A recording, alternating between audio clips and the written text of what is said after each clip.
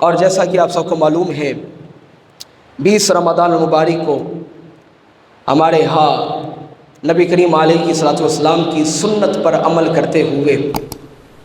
اعتکاف کی نیت کی جاتی ہے۔ لوگ مسجدوں میں اعتکاف پر بیٹھتے ہیں۔ تو یاد رہے صحابہ فرماتے ہیں کریم آقا علیہ الصلوۃ والسلام ماہ رمضان المبارک کے تیسرے عشرے اور 10 دن کے لیے آپ اعتکاف فرمایا کرتے تھے، اور نبی کریم علیہ الصلوۃ والسلام نے ارشاد فرمایا کہ میں نے شب قدر کی تلاش کے لیے ماہ رمضان المبارک کا پہلے عشرے میں بھی اعتکاف کیا، پھر دوسرے عشرے میں بھی اعتکاف کیا، پھر مجھے بتایا گیا شب قدر جو ہے، جو 1000 مہینوں سے افضل رات ہے، جو بہتر رات ہے، وہ رمضان المبارک کے تیسرے عشرے میں آتی ہیں۔ اور صحابہ فرماتے ہیں کہ رسول کریم علیہ الصلوۃ والسلام کا جب وصال کا وقت آیا تو آپ نے آخری سال میں 20 دن کا اعتکاف کیا۔ حضرت امام زین العابدین رضی اللہ تعالیٰ عنہ، حضرت امام حسین رضی اللہ تعالیٰ عنہ کے صاحبزادے ہیں۔ آپ اپنے ابا جان حضرت امام حسین رضی اللہ تعالیٰ عنہ سے اس حدیث کی روایت کرتے ہیں۔ آپ فرماتے ہیں آقا کریم علیہ الصلوۃ والسلام نے ارشاد فرمایا جو شخص ماہ رمضان المبارک کے تیسرے عشرے میں 10 دن کا اعتکاف کرے، اللہ اس کو 2 عمرے کرنے کے برابر اور 2 حج کرنے کے برابر ثواب عطا فرماتا ہے۔ پھر یہاں تک ہی نہیں، محبوب کریم علیہ الصلوۃ والسلام نے ارشاد فرمایا جو بندہ اللہ کی رضا حاصل کرنے کے لیے، اللہ اور اس کے رسول کی خوشنودی حاصل کرنے کے لیے ماہ رمضان میں 1 دن کا اعتکاف کرے، اللہ اس کے درمیان اور جہنم کے درمیان 3 کھندقوں کا فاصلہ کر دیتا ہے، اور ایک کھندق کی دوری اتنی ہوتی ہے جس طرح مشرق سے لے کر مغرب تک کی دوری ہے۔ نبی کریم علیہ الصلوۃ والسلام نے ارشاد فرمایا جو بندہ ماہ رمضان میں 1 دن کا اعتکاف کرتا ہے اللہ اسے عذاب جہنم سے آزاد کر دیتا ہے۔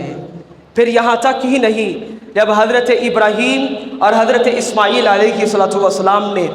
اللہ رب العزت کا گھر تعمیر کیا، جب کعبۃ اللہ کی تعمیر کی تو اللہ رب العزت نے ارشاد فرمایا وَأَعْهِدْنَا إِلَىٰ إِبْرَاهِيمَ وَإِسْمَاعِيلَ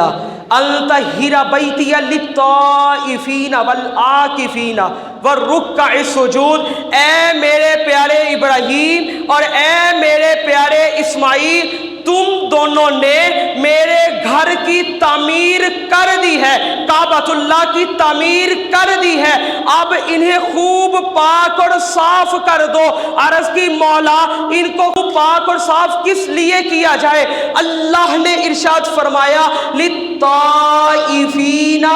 اس کعبۃ اللہ کے ارد گرد طواف کرنے والوں کے لیے اسے خوب پاک اور صاف کر دو،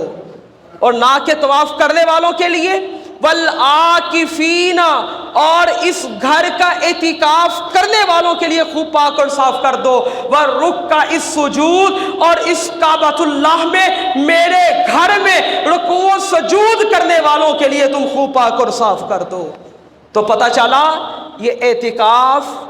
آج سے نہیں بلکہ جب اللہ کے گھر کی تعمیر ہوئی، جب کعبۃ اللہ کی تعمیر ہوئی تب سے یہ اعتکاف کا سلسلہ جاری ہوا ہے، اور یہ معتکف کی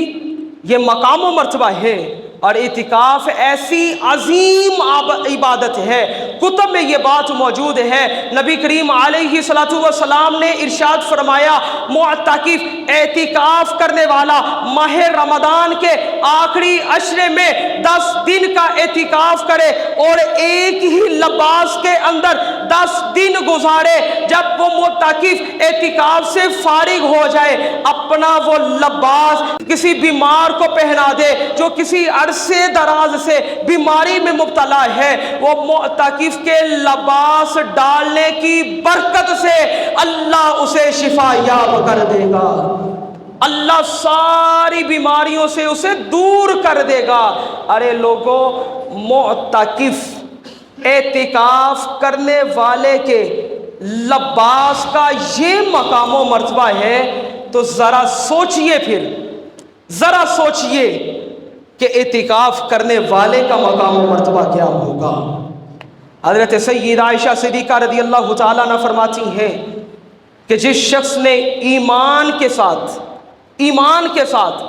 اللہ اور اس کے رسول کی رضا اور خوشنودی حاصل کرنے کے لیے اعتکاف کیا، اللہ اس کے